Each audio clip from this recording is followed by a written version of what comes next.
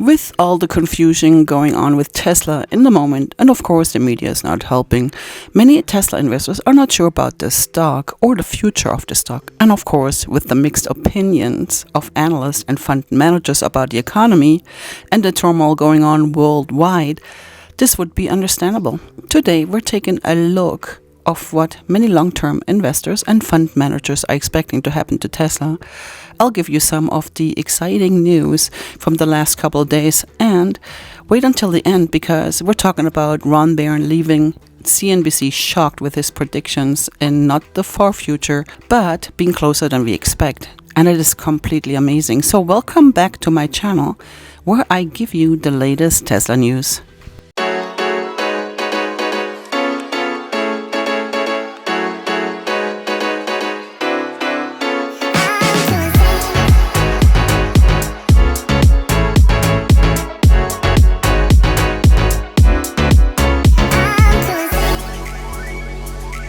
With the recent falling of Tesla shares, of course, downgrades are coming by analysts. And we know these are temporary. As soon as Tesla shares are on the rise, there'll be the reversal from analyst predictions. Now, we also have to understand that this is temporary predictions and they're irrelevant unless you're trading a stock. Now, this is really important. Some of the catalysts that could move delivery numbers came in last Wednesday, starting with the announcement of the first deliveries of the upgraded Model 3 in China. The upgraded Model 3 launch follows recent speculations regarding a high-performance plate version that has steered the Tesla community and has potential implications for the brand market positioning in the competitive EV segment. Tesla has increased the price of the Model 3 and the Model Y long range in China. This could change revenue predictions for the fourth quarter earnings. While the company issued an alert for tax incentives on their website warning federal tax credits reductions on certain models in 2024. So the following vehicles are presently eligible for full tax credits of $7,500. The Model 3 rear-wheel drive, the Model 3 long range, the Model 3 performance, the Model Y rear-wheel drive, the Model Y long range, the Model Y performance, and the Model X dual motor all-wheel drive. So I'm sure you can find these on the Tesla website. Also, did you know that on Thursday, according to Benzinga, the Indian Commerce Minister has planned to meet with Tesla's Elon Musk. The high-level discussion is aimed at facilitating Tesla's foray into India's massive market. The forthcoming meeting will delve into Tesla's plans to set up manufacturing base and the production of a budget-friendly $25,000 electric vehicle. The low-cost EV will be manufactured in various factories around the globe, and of course it is to reduce the price in export fees. Now listen to this. According to Benzinga, Tesla opened over 50 jobs for Optimus the robot. This happened actually just on Friday. It seems that the company is actively working on the robot.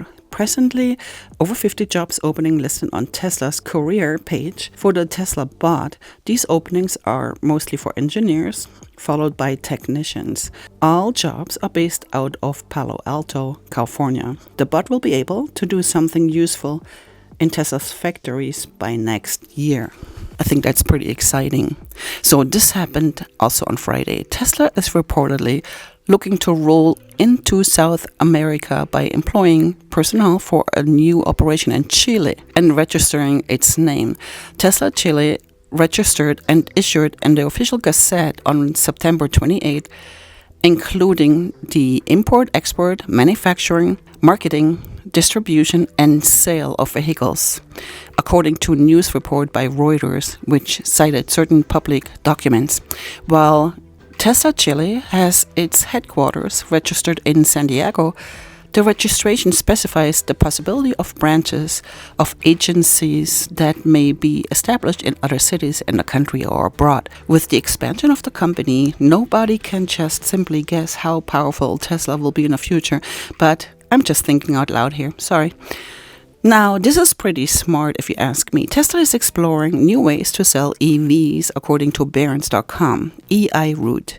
Tesla vehicles are now listed on Cars.com, a website that lists new and used cars. New listings are something else. Car buyers clicking through new listings eventually end up on Tesla's website to complete the order. And now let's talk about HSBC downgrades. This is actually what CNBC was talking to Ron Barron about, but we'll talk about it later. HSBC is reducing Tesla's price target to $146. Tesla has an average rating of hold and a price target ranging from $85 to $380, according to analysts polled by Capital IQ. Now, Dan Ives believes why Tesla has a nearly 50% rally ahead. Yeah, great to be here. Good to be here. It's great to have you. Should it be kicked out of the Magnificent Seven? Does it go to 50? I mean, like, where do you start? I mean, I think 6 to 9 months from now, the stock has a 3 in front of it. I think it's back to above 300 as ultimately, I believe this is more of an air pocket that we're seeing from a growth perspective. I think margins start to trough out, and going into next year, I think numbers conservative, and the sum of the parts, as Dan talked about, I think when you look at battery technology, FSD, autonomous, I could argue it's probably one of the best AI plays out there. To me, this is more of a table pounder opportunity rather than time to hide in the cave. Can it grow? Can it gain market share? Can it achieve scale if China is weak? If there are issues in China? I mean, if Li Auto is really, I mean, it had a very good quarter. It reached 100,000 units. That's the point when Tesla started making it work, 100,000 units. And it's at that critical mark now. So maybe it's poised to sort of, really win the market there. Yeah, look, you raise great points. Moses, obviously raised great points. I mean, I just got back from Asia. I was there for 2 weeks. I mean, in my opinion, the China story, the cuts they've done, that's the strategic poker move they needed to do. No doubt, demand softened, but I do believe we're starting to see some equilibrium where I look out into next year, you look at 2.3, 2.4 million units, 40-50% of that needs to come from China. So to your point, no doubt, China is the hearts and lungs of the Tesla growth story. But it goes back to, look, the bears have hated this. You go back 5 years ago, 3 years ago, and I get it. They view it as an auto company, as Danny talks about. I view it, and I've always viewed it as a disruptive technology company, which is why I view the sell-off here and a lot of the hate as more the opportunity to own it rather than the time that there's some sort of, fire in a crowd theater. It's very hard to scale, and I think it just continues to come down. It is still Tesla's world, and everyone else is paying rent. And then one of my favorite analysts, George Canarikas, with a buy rating and a target price of $267, he projects a 20% average annual sales growth. By 2030, he projects about 6.6 million cars sold with an average price of $45,000, and Gary Black is projecting 10.2 million units sold in 2030 with an average price of about $47,000. About a 29% average growth rate with a $480 billion car business at the end of the decade. Now, this is pretty amazing. Gotta love Ron Barron. Of course, I'm clipping this a bit short since he likes to tell stories and it makes it a little bit too long, so... There was an analyst call just yesterday, this is HSBC, which really initiated coverage. They said that their price target was $146. I assume you probably looked at this and probably laughed given your very bullish views on Tesla. But what was so interesting about the report was that they really were trying to define the company as an EV automobile maker. Is that the way you think about this company?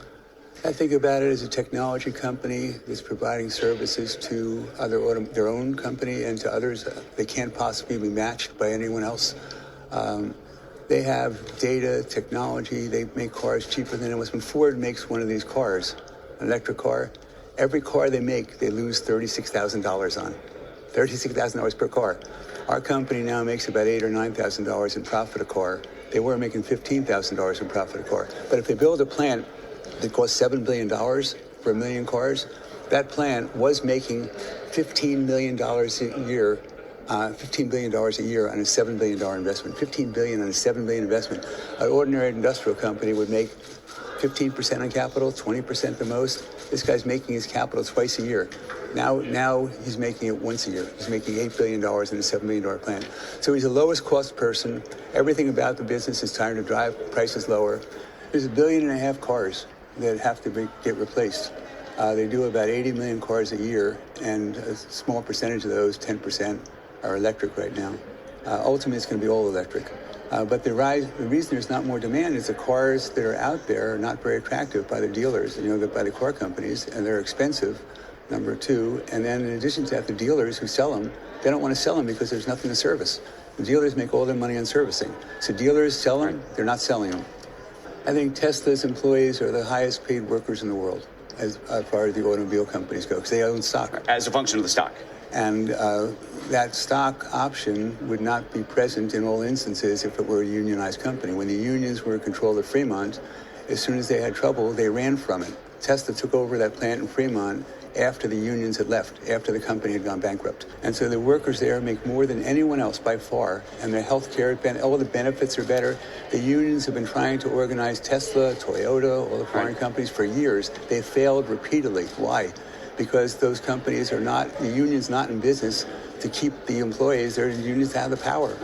Wait till you see what's going to happen when all of a sudden they start selling cars instead of for $40,000 a piece for $25,000 a piece, which is going to happen in about a year and a half from their new model. The new model, they think, is going to do 5 million cars a year. 5 million cars a year for the Model 2. Thank you so much for watching. My name is Claudia, and I will see you in the next video. Goodbye.